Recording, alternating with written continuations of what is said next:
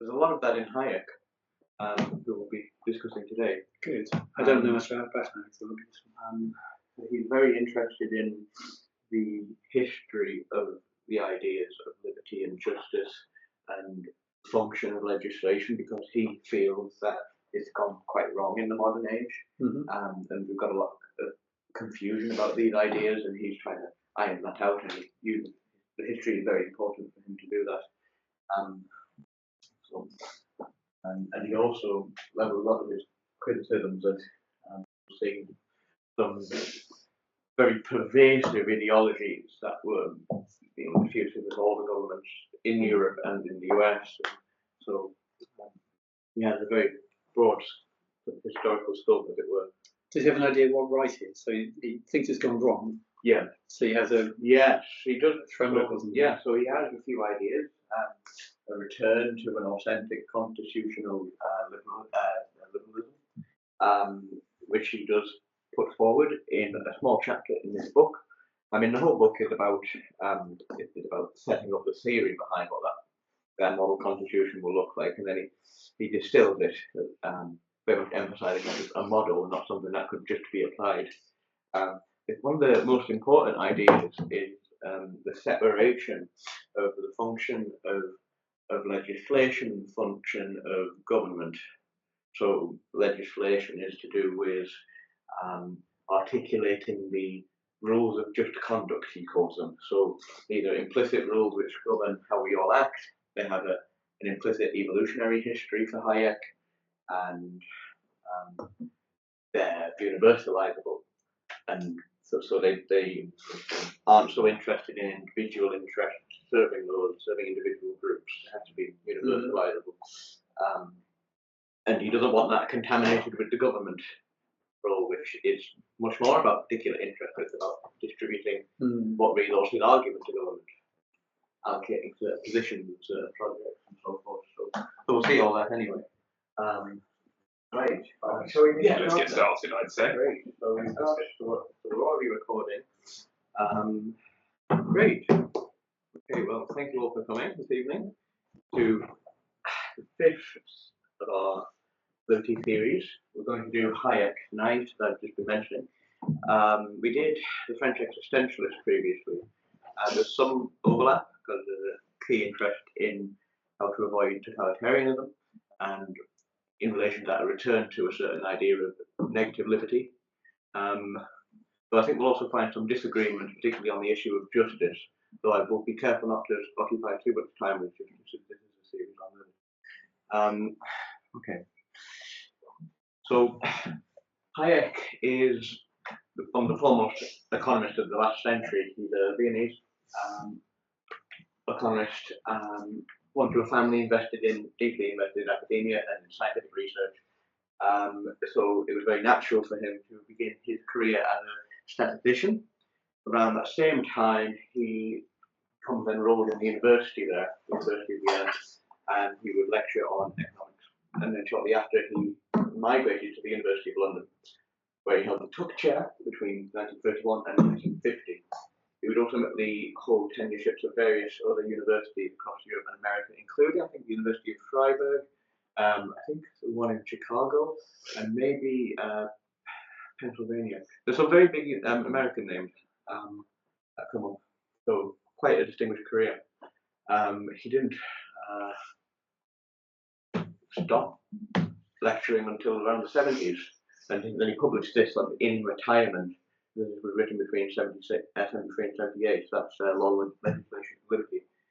Okay, so during his time at the University of London, if not LSE, I thought that the LSE used to be University of London. I've since found that they are distinct universities, and the University of London is just across the street, tucked away. So it's still like this. So during his time at the University of London, he began to write critically against the practicality and morality of centrally planned economies, such as those that were emerging in Soviet Russia, in Nazi Germany, France, the UK as well, and in America under FDR. The Road to Serfdom is his first major work, and this is where he distills quite prominent criticisms against these ideas, which will occur through all of his subsequent writings. including our fundamental ignorance of the whole of the economic system, which occupies a central place because if you don't know the whole of the economy, you've really got to have a very hands-off approach to how you interact with it and how you legislate around it. One of the key reasons he's critical of distributive justice and similar notions is because so interference comes with untold consequences. He discusses in that book also the incompatibility of central planning and liberty, and the incompatibility of servicing particular interests with the ideals of justice, which are general. To give some examples of the incompatibility of central planning and liberty, which we can expand on a little bit throughout our conversation tonight, the idea of interfering with prices, which are for price signals. Hayek believes that this interference will prevent people from being able to plan for their future, because prices give you an honest reflection of the integrated complex whole of the economy, which is very much for any individual, something they have only an abstract notion of. There you go. They're buzzing around the front door there. Great, I'll let you. Climb through the window. I usually make Jack do this or don't. So the basic idea is if you interfere with the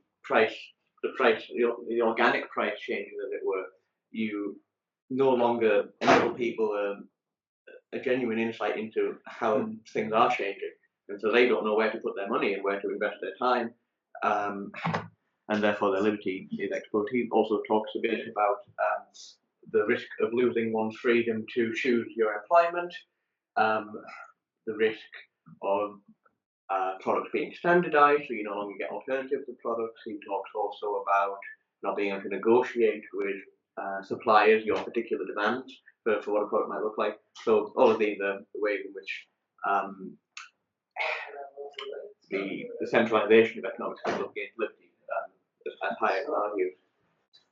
Hi, good to see you. Sorry. No worries. We just started. I just introduced Hayek as the great Viennese economist, and just mentioned about the role of serfdom in his first major text. Okay, so you can see from the outset, he established himself as a vehement critic of ideas that we would mainly associate with socialism and various forms of government surrounding that, which have continued to dominate politics in various ways. Some more subtle than others. I think he'd be aware of that inroad to serfdom because his audience would not have necessarily recognised the way in which the UK government was approaching a centralised economy in certain aspects, and some of the things he puts in that book are quite staggering to his audience. The following year, 1945, he publishes a small book, I think, very great essay, where he distills his critique of centralised planning just on the principle of distinguishing two kinds of knowledge: scientific knowledge, which you can sort of know as an abstract rule and exactly how it will apply. It's a kind of deterministic knowledge, and this sort of implicit practical knowledge, which must necessarily be distributed because no single entity can have the whole of the picture. So the advantage of a decentralized economy for Hayek is precisely that. You need to just let people get on with their lives and make their transactions, because it's by them freely responding to changes in their sort of small framing of the whole of the economy that the economy perpetuates itself. It's a self-generating, self-maintaining structure because people are allowed the freedom to respond to changes in their world, and people respond to them, and so on. No one gets the whole of that in one go. So this is the importance of price signals, namely that they hide the complexity of the market from each individual. So you're able to, because of a price, you're able to infer what's going on without knowing why. If my fuel goes up, I know that there's been a relative supply-demand change. I don't need to know why. I just need to know that it has happened. So this is the basic principle, which Hayek identified as the primary need to maintain a decentralized economy. He gives the name for the kind of philosophy that wants to build it. Yeah. By decentralized, I mean not central planning. Yes, yes. So. And if that isn't central planning, like the UK, for example, would be decentralized.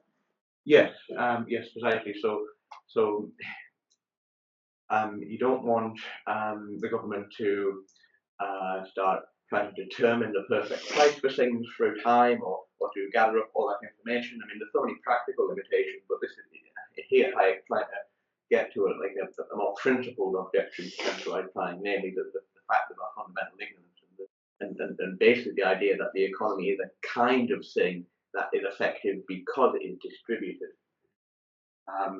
The like a constructed thing, a purely rational thing. He calls it rational constructivism, and he identifies with it, and also an epistemic problem. Sorry, about the like decentralized government, what's that got to do with distributing? Because the objective of the centralized government economically is to redistribute, because a centralized government will tend to see the world as a series of problems which exist because we don't have the full picture. And if we could just get the full picture and mathematically, scientifically determine who is owed what for particular purposes, then all of our inequalities would disappear, all of our wants would be serviced, and all of this. Echoing Burke, isn't it, in many ways, in terms of when we were discussing the kind of gridization of France. Yes, yes. And the idea that Paris can somehow cut up the nation into these small blocks and decide what's going to be distributed to them on a kind of level playing field, rather than actually looking at what's going on the ground. So I suppose he'd say that local authorities, if he was living in our day and our politics, which he's not, obviously there were local authorities, but he's probably even going further, isn't he, in saying actually businesses, organisations know what is best in that area. I would Precisely, yeah. So you'll see in law, liberty and legislation an exaltation of the primary role of local government, of businesses, of individuals in determining their own affairs, because there are all kinds of practical and ethical problems for Hayek when the government tries to intervene for the sake of a hypothetical perfection and tell everyone what they ought to be aiming for, what is and is not in their remit, not just legally speaking, but in terms of where they can spend their money and what occupations they can interest themselves with. Okay. Now the big volume from which our excerpts have come. This is 3 volumes, but they've happily printed it in one for us now. He wrote it. What an active time this was, the 1970s. You have 3 major publications: John Rawls, A Theory of Justice, seminal text, which we'll be studying on Thursday. That'll be our Thursday seminar. It would have been in a week's time if we had been able to do this seminar. We've got an omnibus week. Okay. You've also got Robert Nozick, Anarchy, Utopia and the State, and Michael Oakeshott on Human Nature, all within like three years of each other. So in the middle of this is when Hayek starts to write this and finishes in 1978. He's primarily responding to Rawls. I think he was quite fond of Nozick's book. I'm not so familiar with the details of these books. Are you familiar with them, Sam? Well, Rawls, yes, in terms of what we'll be discussing on Thursday, and we'll be bouncing off of Nozick a little bit. I mean, Nozick is essentially a classical liberal transposed into the modern time. He takes Locke's ideas and believes that even your own body is your own property because you've worked your body, so therefore, he says that essentially it's universalizable, everything can be property if you so desire, and there shouldn't be this kind of emotive idea of an individual in terms of essentially about treating the individual with rights and things like that. Obviously they should have rights, but very much focused around property rights. Everything is property. Oakeshott is kind of the one nation conservative writer of the 70s, talking about steering the ship of conservatives. Steering the ship of government should be the aim of true conservatism, to kind of move it out the way of the icebergs of historical consequences.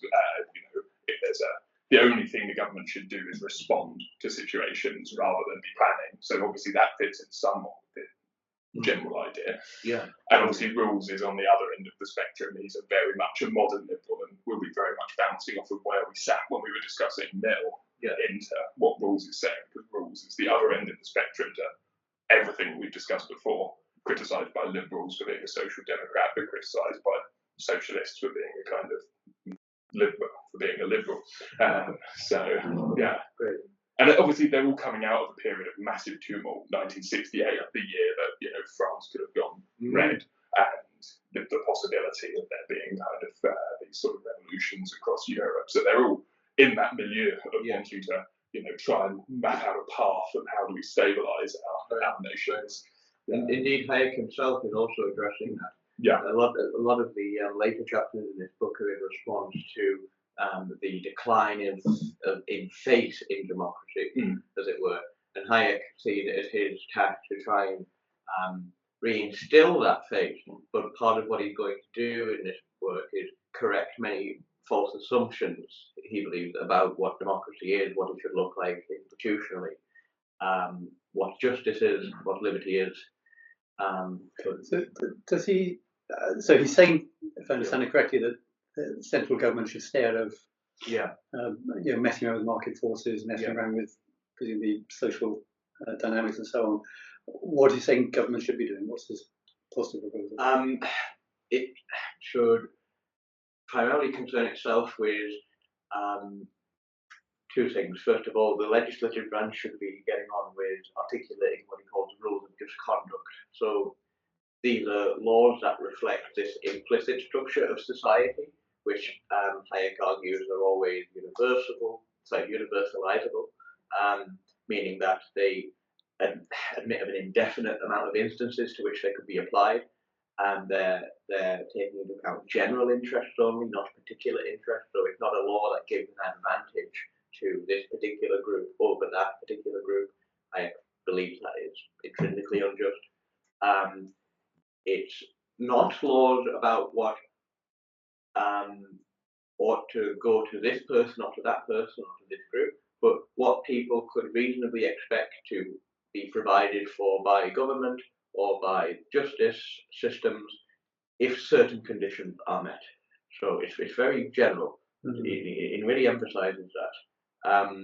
The government branch, the government assembly, is distinct from the legislative assembly and is trying to administer resources. And it has a bit more flexibility to do things with particular interests in mind. First of all, because it has a mandate, presumably from people, about particular things that they're concerned about. Second, because it's an organisation, not a spontaneous order, like the whole of society and culture is, in Hayek's view. It's the spontaneity of society or the spontaneity of the economy, which means that you've got to really have this hands-off approach, but you just do not understand what that is. Whereas you do understand what the government is because you've made it by the constitution. You sort of enumerated the principles which specify the division of powers and what it can and cannot do, and the extent of its judicial reach, and so on. So, sure, and it feels like he's saying certain things are not the business of central government. yes, Other things are the business of central government, and they're universalisable. yes, But the first set is not, because they're not universal. It seems to me like an arbitrary distinction. yes. It's And it sounds like he has this perspectiveless view of all of this, where he can work out which activities should be in which category. And that doesn't feel very. This is a very good point. I'd like to discuss this some more because we were just talking about the more I was reading, the less I understood this distinction between general and particular. So, for instance, how does tax bracketing fit in? You divide people up. Is that particular groups? Is that particular interests? I don't think Hayek would have anything against. I mean, on the contrary, Sam told me about what's called a poll bill or something. Well, the poll tax, the poll tax from the 80s, which was a flat tax on everyone. And Hayek would see that is unjust because you can't place the same expectations on people financially. So the government has this ability to accommodate the people in a consistent manner. So that I guess the spirit of Hayek's argument is that the government should aim for consistency, should aim to do things which are predictable and which enable people to act and plan for the long term. And what he sees with a lot of the movements towards social justice, for instance, and such terms, redistributive justice, is quite arbitrary corrections which are unpredictable and to which there could be no end to people applying to the government for. But the lack of corrections leaves you with forces that people don't necessarily understand, which are also unpredictable. So it doesn't feel like predictability is actually his aim. His aim is to get government out of making decisions of a certain kind that he's chosen they shouldn't be in. I'm seeing arbitrariness in his categories. Okay. Yeah, I'd like to talk about this some more. I think that'll be a very important point of discussion. I'll quickly finish a broader overview. One of the major disagreements with people like Rawls is the idea that the economy, the society as a whole, is rationally constructed. The criticism I mentioned before. So Hayek really buys into a certain empiricism about man, anthropologically speaking. We have this quote: "Man acted before he sought, and did not understand before he acted." So it's sort of the trial by error vision of man, and so you've got all these implicit things that you can't keep track of. Have I discussed that? Yeah. We could have in no time had the knowledge sufficient to produce a successful state. Political institutions like culture must be self-generating, must have arisen organically according to just conduct. He envisions that these will came into action through natural selection. Talk a bit more about how he derives that. The state, that I've said, has to articulate these rules. Specifically, the legislature has to do that. It keeps that distinct. Bit about the universalizability of the rules. For society to work for each individual, it must have this internal consistency. This internal consistency is undermined if legislation serves the interests of particular groups. Universalizable religious conduct such as property rights and religious justice, very much going back to John Locke, prohibit the rules of justice prohibiting the infringement of those rights are the only means of guaranteeing liberty. Accordingly, Hayek argued that no sense can be made of the meaning of the phrase social justice, since it demands us to legislate in the service of particular interests. Another problem is that it becomes unclear what society is or is not responsible for, and thus the question of who to petition for the rectification of social injustices becomes murky. So he will talk a lot about, we tend to think a lot more about economic justice and social injustice based on historical events. Hayek wasn't necessarily thinking about that. He was thinking also just about natural disasters, economic disasters, things which are completely unplanned, unpredictable, to whom no fault can be attributed. And so the question for Hayek is when faced by the general tragedies of life, is that an issue of justice? And Hayek was saying no, justice applies only to intentional human actions,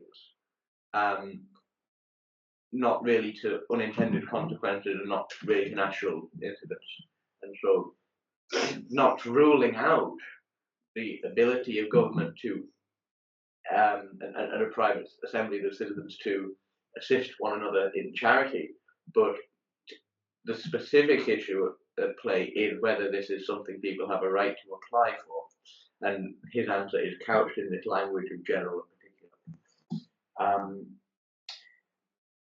We get this distinction which complicates it between spontaneous order and organizations. Government is an organization because it has been constructed. So we've mentioned that as well. And I've mentioned this also. This is the model constitution, the separation of the legislative and the government assembly.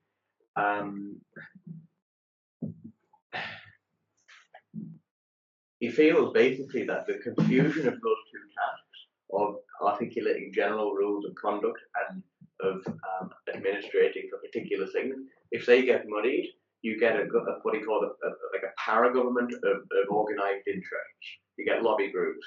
You get a lot of promises made behind the scenes. If you vote for me, I'll make sure this bill is passed with these conditions and so on and so forth. And for him, that is the road to totalitarianism, the road to serfdom. And so his objective is to get clear what is liberty, what is justice, what are the conditions that permit liberty, so keeping the legislature general. All confusion about the decay of language, democracy and the decay of language. So the idea of social justice behind is an empty term for the reason I've described. And we talked about all that. Okay. So as usual, we normally just leave some questions if people want to ponder those. But we already have quite a interesting point to jump into, I think, with general in particular, if we want to discuss that some more, if anyone has any clarifying questions for the moment.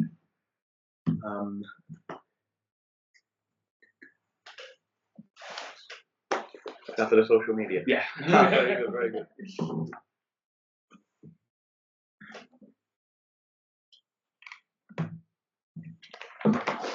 So is general the same as universalizable? Yes. Yes. Okay. Is universalizable an empiric statement or something else? Empirical statement. Could you expand on that? In the sense that it could be implemented globally across humanity, whatever. Right. Whatever, Yes. Yeah. Or is something natural to humans and universal amongst humans, or something? It's to do with sort of, I guess, establishing the condition that it can apply to as many instances in the future as possible. So we're not. It's not.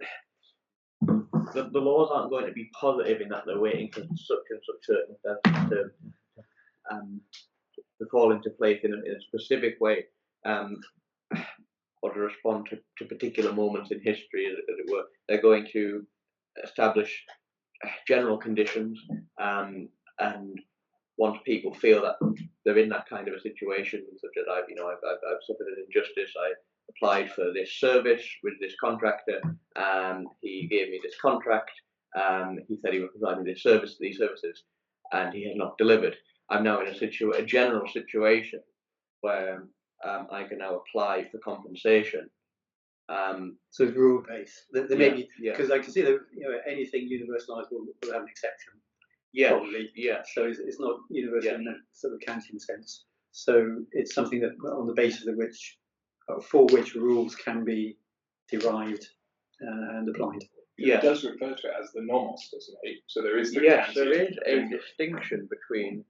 He's Kantian. No, in the sense of critique of practical reason. He's against that. He's according to the critique of the what was it of judgment, but what kind of a judgment was? And the third critique. He's using the conceptual apparatus from the third critique, not from the second. So Rawls is the one who is following the second critique in a like a new modern way. And but with Hayek, it's the third critique, and it's like the belief in the self-organizing systems in a modern language. That is not Kantian, but he cites Kant. He does from the third critique. Right. Yeah. I noticed that Hayek was sort of almost ambiguous about the categorical imperative, which you get in the second critique. So he had a vague interest in what Kant was trying to do there, but I don't think as you said, I don't think he follows through. I haven't been through any of these texts for decades. Yeah. So, No, just that's right. recalling. Yeah. So Kant is an influential figure on Hayek in precisely this way. But I Probably the most critical, the most like I would say so. But then I felt that Hayek, although in the literature he's described as a Kantian, I felt he was more of an empiricist. You can make easily a lot of analogies with Hume or work, even with walk, but actually he's like in the German-speaking tradition. Yes. So it's quite different. Yeah. Maybe. Are you going to have something? Well, I mean, no, I think I'd let you go if you want to ask a question, Jack. If you've got a certain point you'd like to raise, then I'll jump in. I guess I'd like to understand a bit more about the difference between what you see in those two critiques for German. Well, they have like different objectives. Yeah. In Kant, specifically. Okay. In the first critique, Kant is considered with how we know. Yes. So it's quite a big theme, and probably we can go in it on different occasions. Then in the second, he's asking the question how the moral world is possible. And he answers that. So here is his ethics. Yep. And even this political stuff is included here somehow. But in the third critique, that the main objective is aesthetics. So the German call it like what's beautiful and sublime. Yes. Then in the second part, he goes to explain how the nature is. I speak about Kant now. So in exactly that second part of this third critique, he is like bringing all this stuff that happened to be extremely influential in the German idealism that comes after Kant. Yeah. Like Fichte, it's the main figure there, but Hegel is the most famous. Okay. And Hayek is in this tradition as well, but he is empiricist, as you can say that he's not idealist. Yeah. But he believes in the spontaneous order, and he constructs the society and the economy out of it. And he's mostly an economist as a colleague, as a profession. So there are many interesting details to see how all of this is done on these grounds as a spontaneous order. And is it just order? I'm convinced that he doesn't believe that. If you hear people who speak about the so-called neoliberals, and they count him like a founding father, he doesn't match this image at all. No.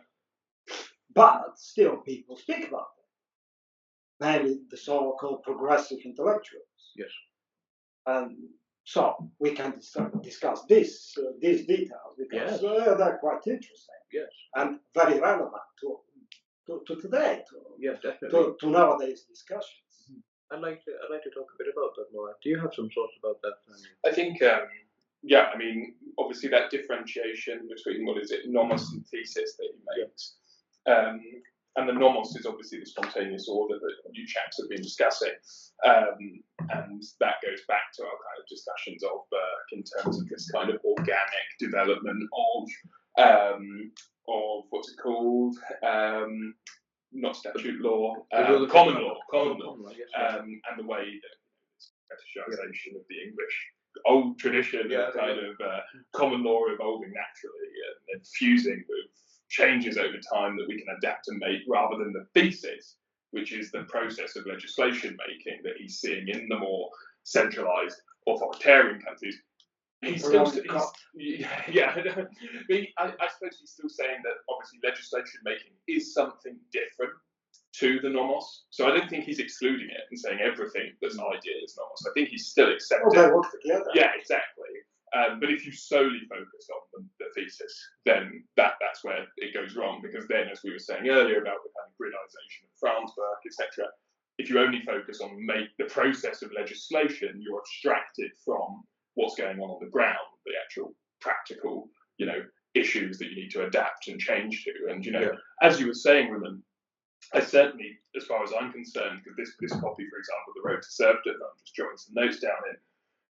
When I read The Road to Serfdom, I certainly didn't see him in the vein of a kind of Milton Friedman sort of neoliberal, because he makes He's space. very close to Mises. Yes.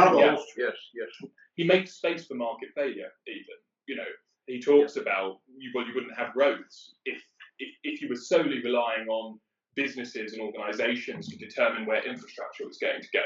The infrastructure would only supply factories. You'd have a road from your house to the factory you work at, and that would be it. You wouldn't have vital infrastructure to get to other places. So there are things where, when the market fails, the state needs to step in. But again, it's organic. It's like, where do we practically work? It fails by necessity as well. Yeah.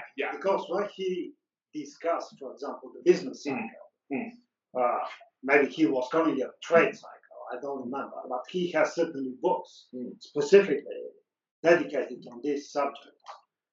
He sees it, something that happens inevitably. So, and he tries to explain how the market mechanism actually leads to it.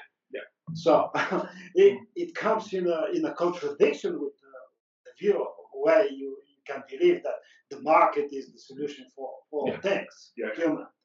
It is not. So here is a place for intervention from the state once again. Exactly. And it's the excessive amount of legislation that obviously it's really taking issue with. And because he says, doesn't he, the history of government, control of economic life is a history of the progressive restriction of liberty. Over time, we're just regressing essentially in the name of progress. But Jack, if you want to. Yeah, that's one thing I had neglected to mention. There is definitely for Hayek a role of important role of correcting previous errors, but my understanding is that is always seen in the context of human imperfection. So there is sort of I guess or perhaps this is a misinterpretation. Are the rules of just conduct, the implicit sort of structure, rules that structure society and structural interaction, are they platonic forms for Hayek? Are they unchanging? And is it just that there's always human error in trying to approximate what is unchanging, or are they actually changing? I guess because he is modelling himself after Darwin, after all, so it's more probable that they are unchanging. So it's not just correction of human error, but like genuine adaptation that the legislature has to be ready for. So there is a creative element to the state. So it's not just continually working against its own corruption, as it were. It has positive challenges to meet. And there certainly are challenges. Forgive me. There certainly are challenges in his day that were particularly, obviously earlier. Obviously, this is in the 70s, which is also facing similar challenges, which again is a massive piece of context for the expanse of his writing. The fact that he's writing in the Second World War and then he's writing in the 70s, and when he's writing earlier, he's writing at a time where Germany's had an inflation level that's peaked in, I think, 1923. It's peaked at around 29,500%. So you can see the issue of monetary policy that he's sort of like looking at and going, well, this clearly isn't working. And then by the time of when he's writing this, you've got similar issues. You've got obviously the sort of failure of the Bretton Woods system, the gold standard falling apart. You've got all of these sort of things which are starting to replace, and no wonder he's even more worried when he's penning the work we're looking at today. But yeah, sorry, Jack.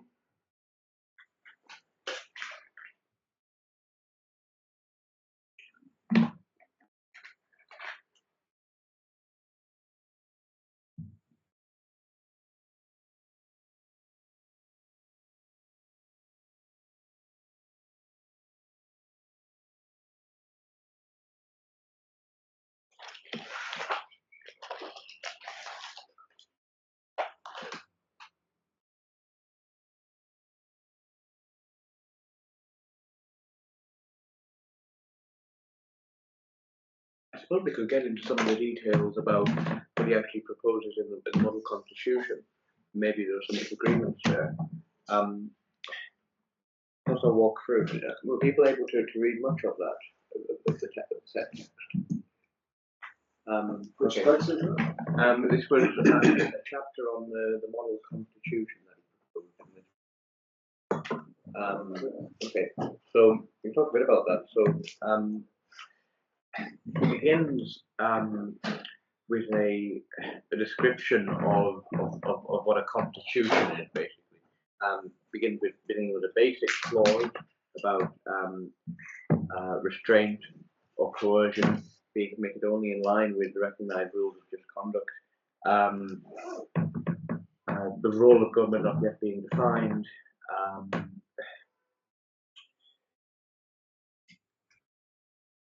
Basically trying to introduce into the idea of a constitution what we just described, this ability to adapt. So the purpose of a constitution isn't going to be to give you all the rights that you're ever going to know. It's to give you the structure to enumerate more rights in the future. And the basic benchmark against which they're going to be measured, make sure they're general and not serving particular interests.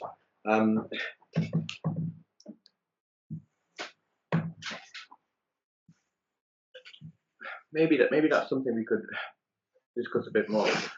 You had a critique of the distinction between general and particular interest. Could you maybe think a bit more about what you think that goes wrong? Yes, I'm looking at it from the point of view of how he seems to make decisions about what should be general, what should be particular. Yeah.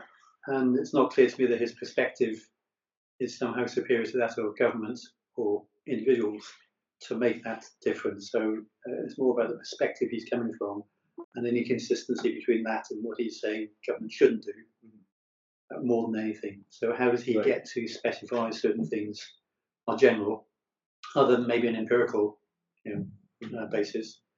And I haven't thought about it in terms of as a holistic, self-reproducing, self-organizing system. So I don't know how that fits in. Maybe he's got some idea on that. But that was really what I was struggling with. Right. I might just be more general. I tend to, when I read philosophy, I tend to see where the philosopher brings in external things from their life, from the society they're in, that shape their philosophy and aren't necessarily argued for in the book or in the thing. So I struggle with that being a good basis on which to have a philosophy. Yeah, and for Hayek, that's clearly the rise of totalitarianism that he saw really grew up. I guess he was the young man by the time this was all changing around him, but and seeing all the ways that governments sort of perhaps tried and failed to be particularly hands-on. Okay. I would certainly agree. What's your name again? Sorry. Bruce. Yeah. I put Simon earlier, so it's okay. I was only going to make a very small point, which is that for someone who's so against authoritarianism, it's funny that to justify the system in the ideal constitution, he draws on Plato. Yeah, right. I find that quite funny, the idea of the assembly of guardians, and to say that you're this kind of libertarian thinker, and then you have an assembly of guardians in the vein of Plato, the sort of the ideal republic, the epitome of a text that that some historians say from the Republic through to Nazi Germany and centralized Soviet powers is the kind of ground, the sort of bedrock of political philosophy leading up to authoritarianism. Is it the upper house that's the assembly of guardians, and the lower house is the assembly of sort of regular kind of business assembly. Yes. And I do see continuing my point, I guess, I do see how he's trying to kind of bridge the divide by saying that the assembly of guardians will be this kind of one that philosopher kings or whatever are sitting around thinking, do they fit with general laws, and the lower house will be the ones who are actually making the practical kind of localized decisions. What is it called, the lower house? The assembly of... in Plato or in Hayek? Hayek. In Hayek. The lower house, the the Legislative Assembly. Yeah, hasn't it got some? Or the Club of Contemporaries. Something along those lines. Yes. Yes. Okay. Yes. Well, it's sort of a general assembly, isn't it? Which would be responsible for the day-to-day on the kind of more localized issues, as we were saying, and then the upper house would be this kind of philosophizing chamber. Yes. But on a practical level, I'm not sure how quickly this sort of market-efficient system would actually operate that he's drawing out. Possibly not so great. I mean, you just talk a little bit about having to pass off roles to the government if the legislative branch is too slow. Yeah. Perhaps something similar would happen there. What do you think of his strategy of getting people involved in the government through this way? His discussion of the sort of age-based groups through society and recruiting people from there and getting them involved in political affairs. Yeah, well, I mean, it's interesting. It's very Lockean in the sense that the active citizenry, I found, this idea that everyone does have a responsibility to kind of engage their faculties to get involved, and he feels that that's why you need this localized politics, because otherwise, if everything's away from you on the ground, you're going to withdraw yourself as an agent and not be interested in those kind of peer-to-peer political discourses. Yeah.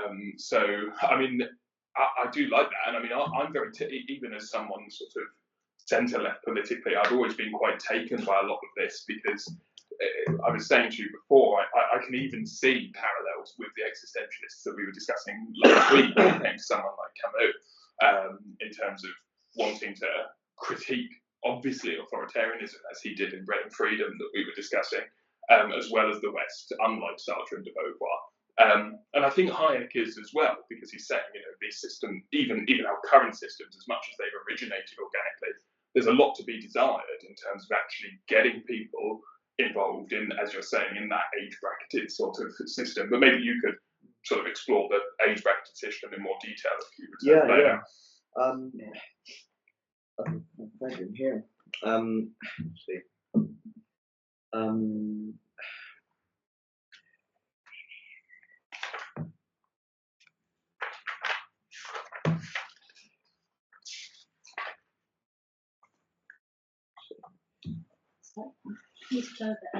Okay, yeah, no worries. Clubs of contemporaries might be well formed, either at school leaving age or at least when each class entered public life, say at the age of 18.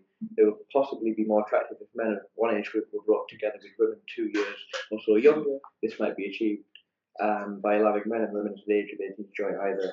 That's my case. To join the then newly formed club or one of those formed ones that were taken 2 or 3 years. Such a choice would, of course, imply that those opting for the higher age class would permanently belong to delegate and be eligible as delegates and representatives earlier than what would be the case. The clubs would, by bringing together the contemporaries of all social classes and preserving contact between those who were together at school, provide a truly democratic link by serving to provide contact, cutting across all of the stratifications and providing an education in and incentive for interest in public institutions as well as training in parliamentary procedures. They would also provide a regular channel for the expression of dissent of those not yet represented in a legislative assembly.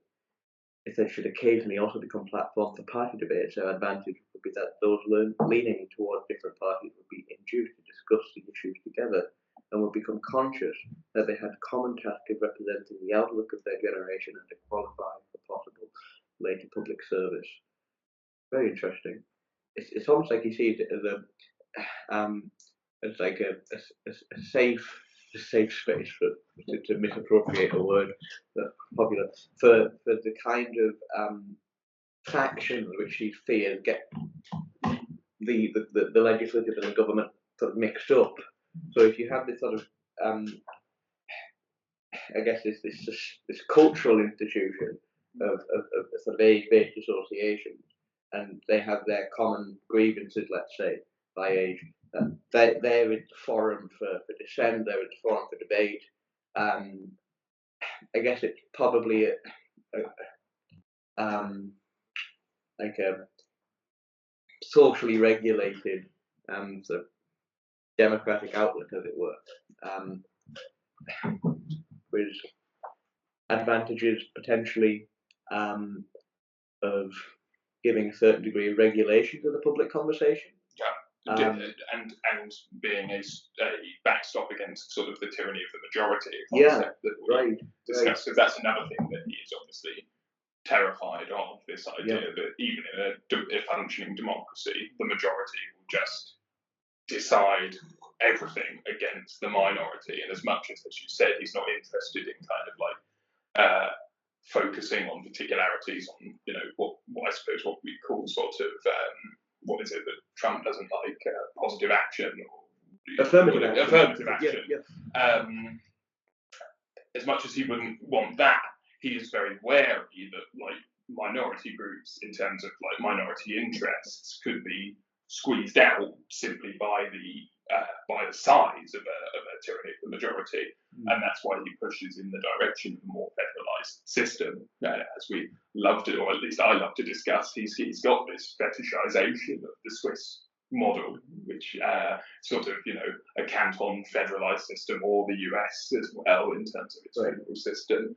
But yeah, all of these elements, I think, are very much a backstop against one overall majority dominating the political discourse of the day. Okay. You see similarities with the Swiss cantons and what Hayek proposes? Oh, definitely. Yeah. Okay. And would you say it's an effective regulator against corporate interests? Yeah, certainly. Okay. For what reason precisely? I think there's two elements, aren't there? There's obviously the simple kind of truncating of sort of size, which is very simple, but also like Jane and we were discussing in terms of actually pushing it down to ground level and engaging those people in the discourse is simply by its nature means that people feel more responsibility, feel more engaged, and therefore that is a backstop to complete majoritarian sort of overreach over smaller interests, I'd say, because people are, due to the localization of politics, wanting to be more engaged because they're, I mean, it talks about this in The Road to Serfdom as well, about how the one issue with democracy in history has been that it's not wanted to be local, and actually the most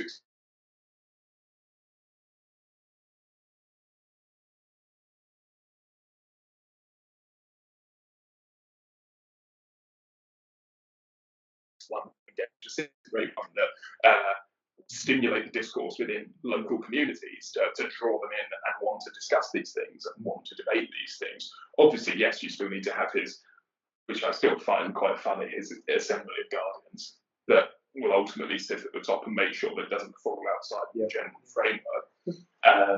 But yeah, I think he is very much drawing on the Swiss as well. Another aspect of his constitution is voluntary government. He thinks that's very important because one of the primary reasons that these things get muddled up is partly because you're going to try and think about how to keep things separate, but then people are going to be on the payroll of government ultimately. And so it was important for Hayek to envision a group of people who participated in the running of government affairs voluntarily. Has any other political writer considered that? In terms of what?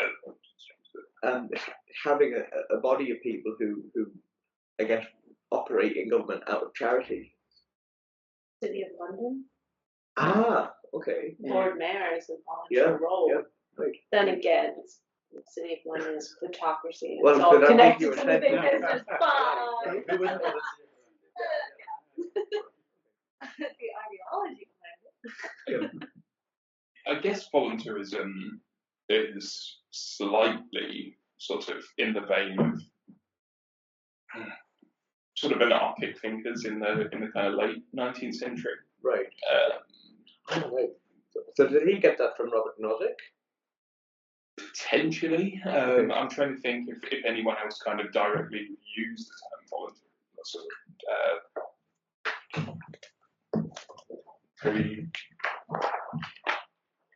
in terms of making up a sort of separate assembly or Good question.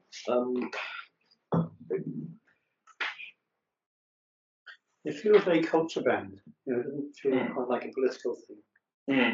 So I would imagine through the ages there have been people who are unpaid for their political their governmental roles. But that would have been coming out of a culture of whatever other values are in place. Well, famously, England until the sort of mid 1920s, MPs. I think what 18. It was about the 1800s when most people weren't paid; it was all voluntary. And that was done on the basis that there wouldn't be corruption. I mean, the idea being is that they will landed gentry to represent you. But even with that aside, the idea was that you would be focusing on it without having a sort of without pay. You would sort of be there as a kind of advisor. You wouldn't be thinking of your career. You'd be thinking of I'm there to make a kind of ambivalent decision, essentially. There's an assumed social status in being that person, being able to be that person. Well, exactly. They were doing science in It was a gentleman's science. People were not paid, academics or whatever. They were just doing it for the sake of the truth. In this case, it can be for the sake of justice. In the political sense. And also some. I mean, ironically, something Hayek probably wouldn't particularly like, but some of the kind of Scandinavian social democratic models bring in people almost on a kind of basis of even if you're outside of Parliament, they will bring in external individuals from business, from finance as advisors on a kind of voluntary basis to say, well, you've got the expertise, you're based in this country, therefore you have a sort of semi-obligation to the state, but if you would like to use your skills to advise government sort of thing, bring them in that way.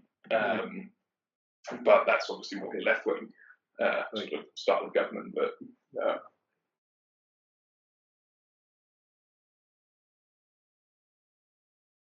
were there any other questions in particular, Jack, that you wanted to discuss, from what happened?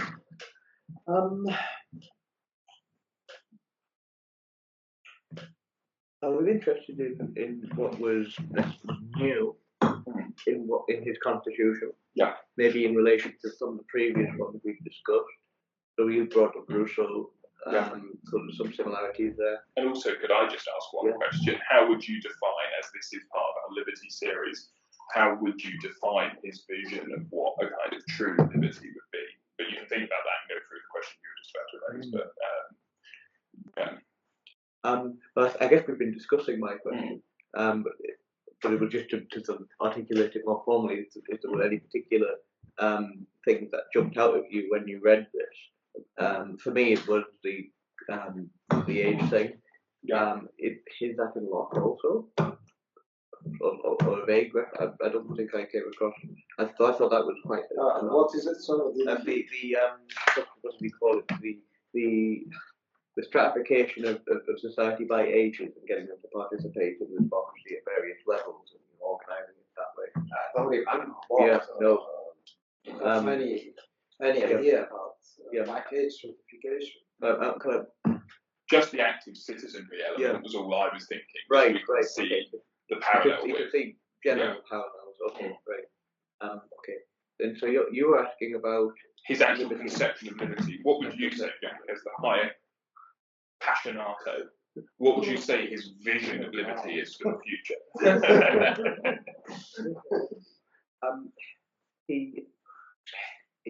He's a classic advocate of negative liberty, negative freedom. There's a remarkable passage at the end of this volume where he describes liberty as something that is, like Locke, something that matures, something that grows through the the development of man, as you drew a quote from the Road to Certain, which is the same idea, that as the society becomes more sophisticated, and the needs of people to operate in this increasingly complex whole develop, the need for more and more what do you call it? Delegation, I guess, of responsibility, the delegation of resource management is demanded, because the whole thing becomes far too big for one man to handle. So the chief virtue of liberty is because that it's the critical ingredient in the perpetuation of society, which is an organic perpetuation, a self-perpetuation.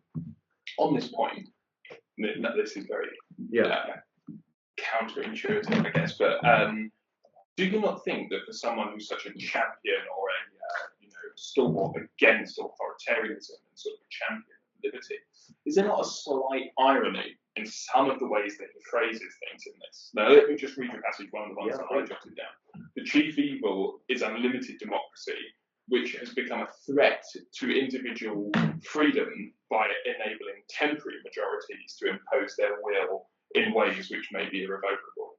Now, obviously, when we look at him in the context of what we've been discussing, you can understand why he's saying that. He's saying it out of a context of the Weimar Republic has fallen in his earlier life to, the state of emergency, or the sort of clause in the Weimar Constitution which allows for a state of exception, written up by Carl Schmitt. He's seen Soviet democracy in a sense of, from 1917, the idea that ultimately a democracy can fail and an authoritarian government can arise even from a democracy.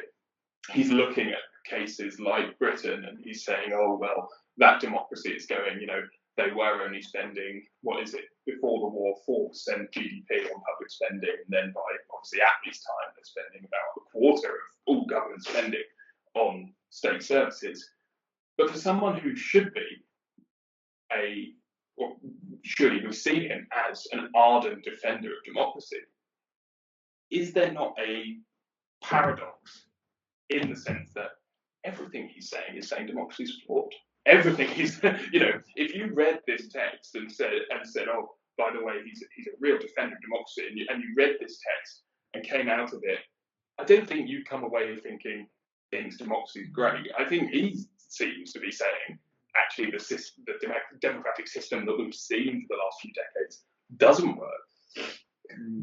That's a very good question. So he's very aware, because he has 2 chapters in this devoted to a very short synopsis and a much bigger synopsis, kind of democracy and its discontents kind of thing. That's not the official title, but what are the issues? The confusion of the 2 distinct functions in government, the moral confusion, decay of language, para-government, which is sort of the government of covert interest, has too much liberty, let all this go wrong. This is the eternal tension that we have when we talk about even Hayek. When Hayek talks about liberty as this chief ingredient to keeping the organic whole of society operating, he has a particular idea, and I think you've been gesturing toward, Bruce, about what that will look like, and what will be necessary to keep people using their freedoms well, as it were, to keep in Rousseau, it's sort of the question of the continued moral improvement, moral sustenance of the people. In other things, it's about education. For me, what I've learned from this is that the 2 are inseparable. The idea that we're going to keep freedom, so we're going to keep government limited to enable people certain liberties, there's always a hint of what those liberties are for. So the freedom from, freedom for that we've discussed in previous sessions is inseparable. And as a philosopher, I'm interested in sort of an analogous problem to this, another way of putting it, which perhaps you might appreciate, but it's this sort of this problem of value neutrality. And the literature has been very critical of Hayek on this point. Hayek seems Weber. Sorry? It's Max Weber. Yes, exactly. So it's probably not him. No, so it's you often read Hayek, or Hayek presents himself as someone who has attained a vantage point of neutrality instead of a pattern in liberal thinking, or in classical liberalism. Whereas he does have very definitive values about the role of government, the role of what people, individuals, should be getting up to. He tries to keep that as abstract as possible, and I think that is legitimate. But he does still think that there should be this that there is value in this spontaneous order. The question that was emerging in through social movements in the 60s and 70s, and even to the present day, is that spontaneous order actually neutral, not morally neutral, or is what people might describe as systematic injustices in the spontaneity of that order? Hayek does a sleight of hand where he says that question is not admissible.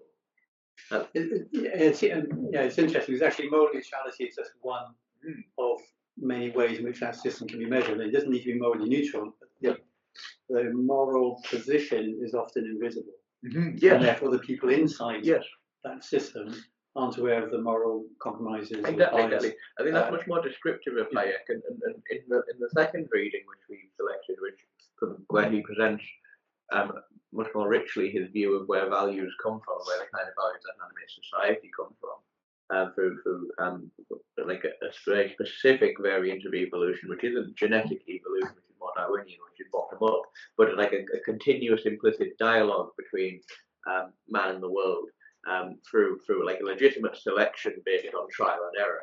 So the idea that the action comes before the understanding.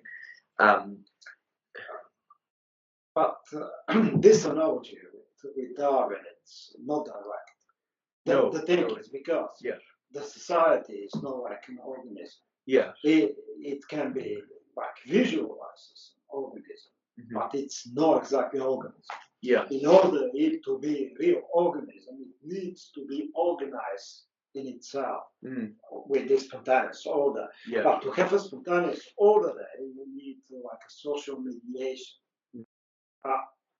Where he is a specialist in the economic realm, he uses money for that. Yes. And even money are not like perfect by itself mediator. Yes. Here you need to.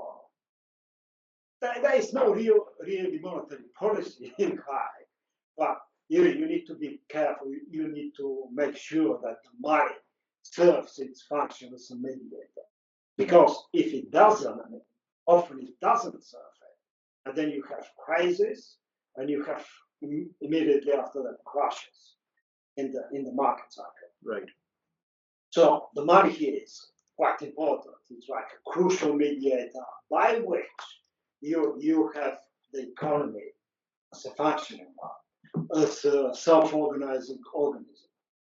And if you make the analogy now to the society at large, you can see that there are other mediation alongside the money. Yes. They're like the law, the language, yes, and the political system. So if you keep them really to be a good mediator, social mediators, which perform their function, then you're going to have self-organizing society. Yes. As you manage to do it with the economy. And I think this solves the problem, all the problems for him. Yes. It is how he sees the society as self-organizing. Yes. But you need to keep in mind the mediators all the time. If they don't serve their function, then you have problems in society. It is, if you have problems with money, you have economic cycle. If you have problems with legislation or the executive powers or with the language, then you have problems in the society as a whole. But also, if it's self-organizing, then you have the question of, I think about the Darwinianism of when is that self-organizing requires selection. Yes. So when do they need to self-organize in a way where certain groups of people, whatever it is, need to be selected out in order for the society to then have a further. In the Darwinian viewpoint, you don't have a mediator. Yeah. Like in the social system, you have to go through a mediator because you don't have organism there, actual organism. Yeah. So, but the mediation could be the shared reality that comes with being a cognitive being who looks at the experiences of society, the experiences of my psychological. Yeah, they're cultural facts. Yeah. Like language. Yeah. The basic thing for him. Yeah. Money, of course, fundamental, and then the political system, and probably the values. But with the values, it's much more difficult to think it. In the organism, that is the main concern of Darwinism. Here you don't have anything to fair. And Darwin is actually not concerned with the social reality. It is Herbert Spencer after him who is making the transition to the society. Okay. But you have some kind of self-organizing system there in Herbert Spencer, but it's a bit different. We need to know and to see the details. It's the analogy and work of making. Successful cultures survive, though. That's certainly, I think, something Hayek would agree with, this kind of Darwinian meta idea. Probably you get dysfunctional cultures as well. Yeah. If you use this kind of language. Yeah. A successful one is a well-functioning. Yeah. But even the dysfunctional culture does have a reality. But the culture of common law, for example, that's something that's built up over time. That's where I can see an influence of Darwin, but not directly, not in the sense of kind of like a practical application, but within the cultural dynamic of, say, a common law system, there's a Darwinian element. But obviously, trying to draw on this too much, he does raise something about most things happen in the law of liberty. He does raise something about how a lot of things happen to man by accident, and a lot of things aren't actually by his own intention. That's about the only passage that I'd say does feel like it's drawing from Darwin, which is kind of like a lot of these things happen by accident, and then we respond to them and get better. That actually man's intention often isn't, and because he's obviously being skeptical of people's intentions. If there's a central plan, what are their intentions? A lot of these things that happen to us and maybe even benefit us happen by accident, not by intentional decision making. So that's probably the only passage I would say that I saw that I think relates almost directly to Darwin. Other than that, it sort of sits as a kind of creative milieu. And we're bricoleurs, so we're building to throw in a bit of Derrida, as I like to do in every single thing that we've ever done, Jack.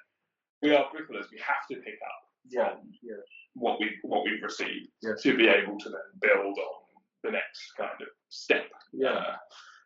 So in what you say, so the legislature that is very Darwinian. I guess so. Yeah. I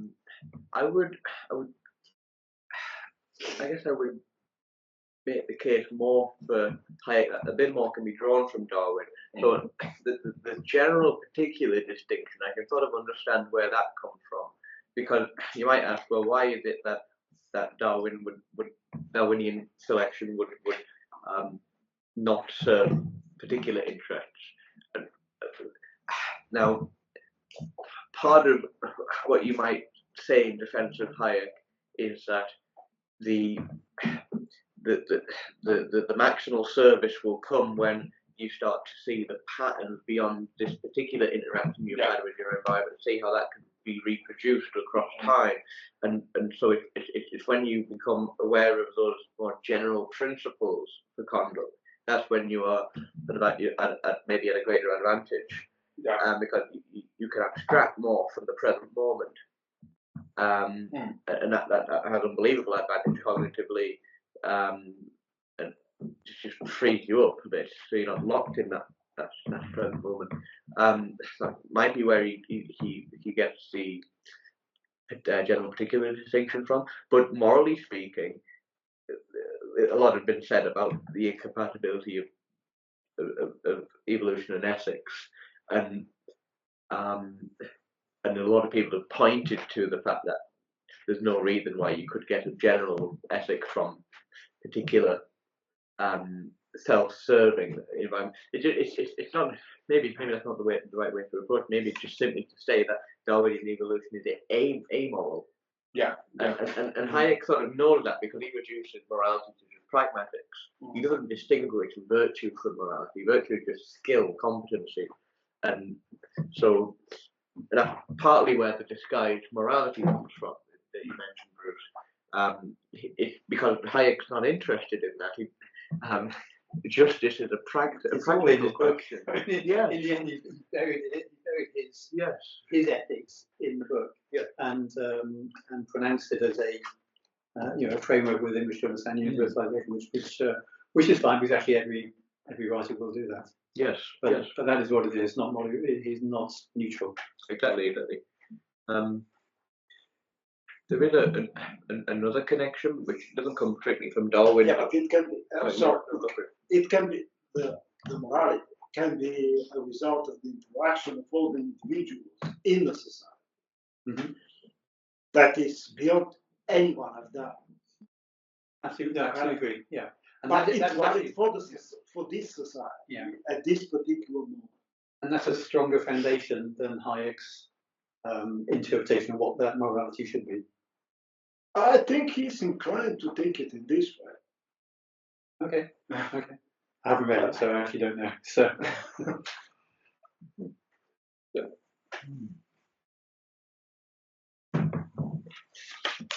It is a result of this complex disorder, but it can be disrupted by malfunctioning mediators like language and intervening government. Yeah. Just imbalances generally, any imbalance could be disrupted. Yeah, but at the same time, all of these, they have the function to facilitate the interaction of all these individuals which belong to the group. At least I'm inclined to see him in this way. Otherwise, this entire disorder is not really possible. Yeah.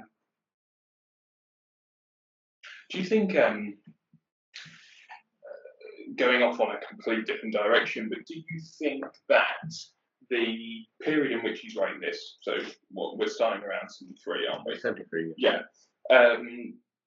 Obviously, you've had British decolonialism, you've had the war in Algiers in France, you've had territories being handed back over, but all of them are calamitous for a decade through the 60s. Whilst social progressive movements are happening in the West, this kind of calamitous kind of like attempt to either semi-maintain or do you think, and perhaps this is a question we can end on because we're getting to time, and I just wondered because I do think it must be influencing because he's a very bright man. I'll give him that. And the decade he's coming out of when he's writing this, he must be aware that one of the things that proves that this sort of artificial government that he's critiquing is fundamentally flawed is this calamitous attempt to try and maintain or sort of slowly withdraw from various countries. Obviously, the Vietnam War as well, but the kind of, the British Empire, this kind of slow sort of like, oh, well, maybe we'll maintain this, and then kind of like just falling apart, like no idea really what's going on the ground. Do you think that's got a heavy influence on the way he's writing this? Because that's something we haven't mentioned so far in terms of historical context. And And those themes are so vibrant within the kind of political discourse of what he's writing. Yeah, but he's no different early in the 30s. Yeah. So he's just continuing to do his thing. Yeah, and that's it. Yeah, the only difference between There is a huge debate in the 20s and 30s. Can you regulate? It's mainly economic. Can you regulate the economic life? Yeah. And really solve the social problems in this way. But this text, compared to The Road to Serfdom, feels like it's more talking about the failures of Western governments as well as authoritarian governments. So obviously, The Road to Serfdom is talking about the danger of authoritarianism. Yeah, because after the Second World War, you have socialism, democratic socialism in the West. But this feels like not earlier than that. The critiques of Western governments and very much artificial government, the kind of like sitting back and kind of going, oh yes, we know what's going on. I think this kind of like desperate kind of end of colonialism in the 60s and early 70s surely is having an impact on what he's writing, wouldn't you? I hadn't considered it. It presents analogous problems to economic management, social management, as it were. You bring Western. He's just on the arguments. He's doing the same thing. But the fact is, in the 20s, in the 30s, this side of the argument was, and then it was considered that you can organize a state which is centrally planned, and you can solve the problems, economic problems of societies, and from here all the problems, social problems. But he admits they continue to argue that it is not the case, and they go through these few decades. They argue against the social democratic policies, which you see implemented in Western Europe. And then that comes in the late 70s with the change of government here in Britain and in America, and they're on the winning side. But I just wonder whether he's shifting his critique, because like as far as I can see it, the West in that 60s period is trying to do what fundamentally he is against, which is maintaining this kind of economic vision. France and Algeria trying to maintain a kind of centrally planned economy based on the economic realities of France in Algeria. And Britain's doing the same thing, sort of trying to maintain these kind of like areas, and they're all falling apart. Like and it's very clear, it's every day in the papers. It's very clear they're falling apart. Case studies which I could have drawn. There's no reference to these. No, I'm not saying there are, but I think it must be. But there is more of over-regulation in Britain where he lived and he experienced it. And then in the late 70s and through the 80s, you have the deregulation. So that goes his way. So if you need to see something that is in his life and motivates his argument, it is experience in Britain and America. I think that's a great place to. A perfect place. Yes, it's the 7:30 mark. Thank you all for coming and for contributing. Thank you very much. It's been probably the most vibrant discussion, I'd say. Don't you say, Michelle, from your experience of the last ones? Hey, I took my notes. I've got food for thought to go home with. No, wonderful. And I hope we'll see all of you again for rules that Yeah, I'll be yeah. presenting. So this I cannot do it. Oh, brilliant. It'll be recorded though, so you'll be able to access it if you so desire. But yeah, on Thursday. Perfect. He's very influential. Yeah, very much so, yes. Yeah. You'll have to show me how to. Fantastic. Thank you to everyone online, and we'll be ending now.